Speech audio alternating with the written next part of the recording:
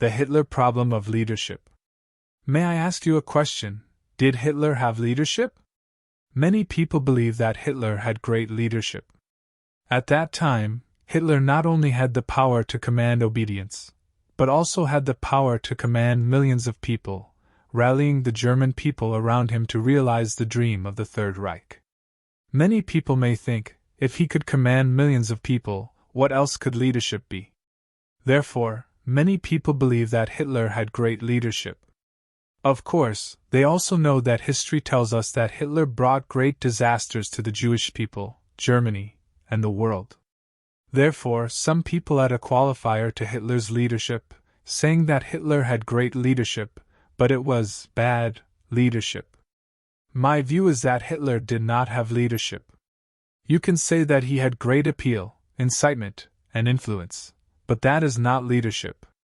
I say that Hitler did not have leadership, not because he was evil or crazy. Some people think he was evil and crazy, while others do not. Please note that I say he did not have leadership because of a simple and widely recognized fact. As the leader of Germany, he did not lead Germany to solve the problems it faced at that time. The complete definition of leadership. Today's lesson is very important because, using the Hitler problem as an example, I want to give a complete definition of leadership. I will tell you this definition now. What is leadership? 8 words: mobilizing the masses to solve problems. Let me repeat. Leadership is mobilizing the masses to solve problems. I want to emphasize that this definition is not a word game, but a guide for our thinking and actions. I learned this definition from the leadership master Heifetz, and I just made a slight modification. I have read many definitions of leadership, so why do I accept Heifetz's definition? It is because in 2008 Heifetz used this definition to explain the Hitler problem to me, and I suddenly realized and was convinced. Later, I explained it to others, and they also suddenly realized and were convinced. This other person was not an ordinary person, but the dean of a well-known business school in the United States. This happened in 2011 when I attended the 4th Annual Leadership Forum at Harvard Business School. The theme of this forum was leadership and values. During the small group discussions, someone raised the issue of Hitler. The person who raised this issue was the dean of a well-known business school in the United States, and we were in the same group. I told him that I could answer his question. I said that according to Heifetz's view at Harvard Kennedy School, leadership can be defined as mobilizing the masses to solve problems. Hitler did mobilize the masses, but he did not solve the problems. What were the problems that Germany faced when Hitler came to power? Germany was a defeated country in World War I, and its economy had been struggling since the war. The morale of the people was also low. These were the problems that Germany faced. However, what solutions did Hitler provide for these problems? It was the massacre of Jews and the invasion of other countries. Looking back now, Hitler's solutions were obviously wrong. Although Hitler successfully mobilized the masses to implement his plan, in the end, he not only did not solve Germany's problems, but also made them worse, leading Germany into a deeper abyss.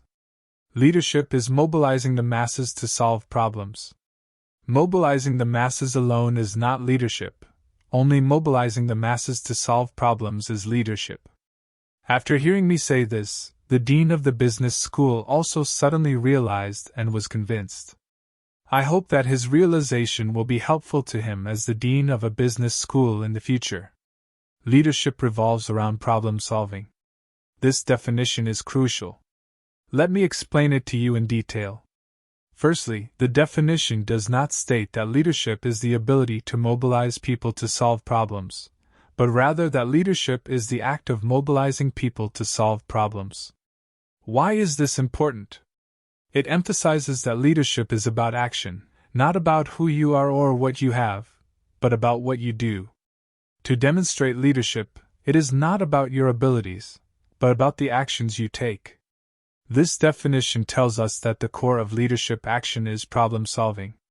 In the previous lecture, I differentiated between technical problems and challenging problems.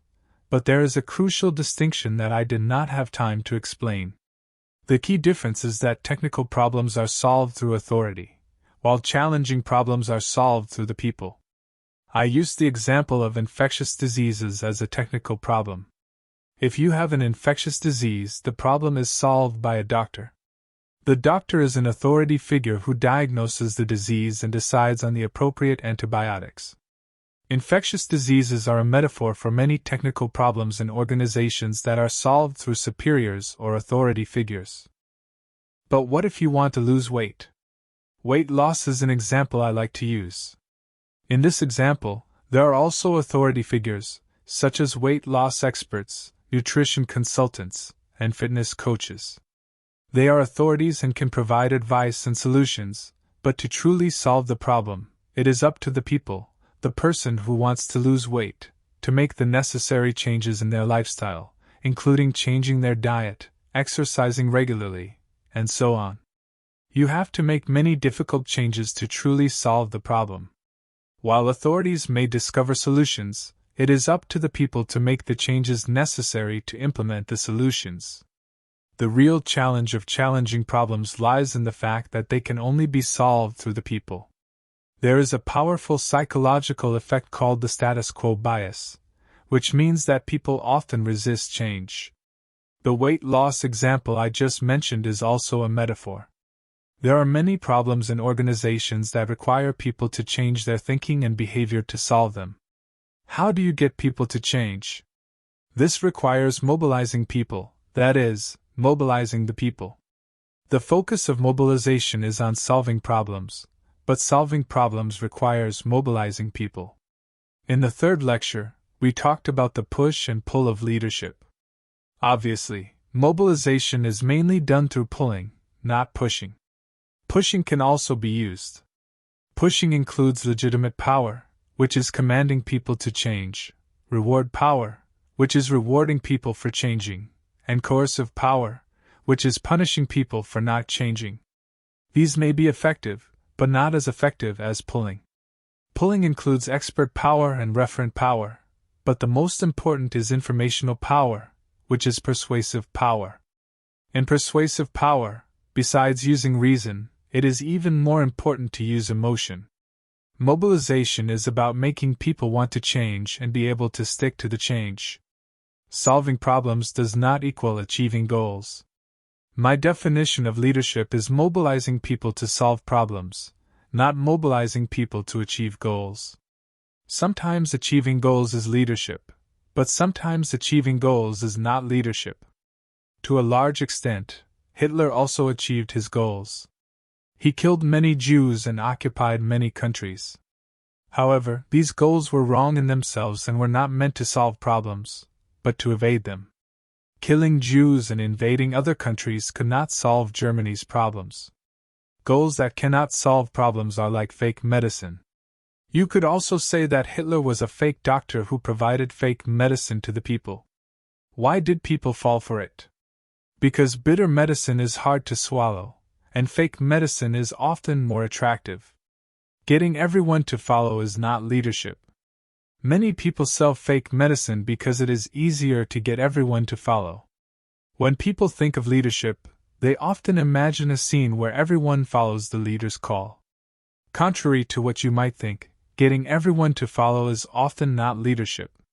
When you stand up and say, "Let's go eat a luxurious meal, my treat," that's a typical example of getting everyone to follow, but that's not leadership. Now imagine another scenario where you stand up and say, "Let's go climb Mount Everest together." Will everyone follow? No. Some people might think you're crazy and ask why you want to climb Mount Everest when a walk in the park would be just fine.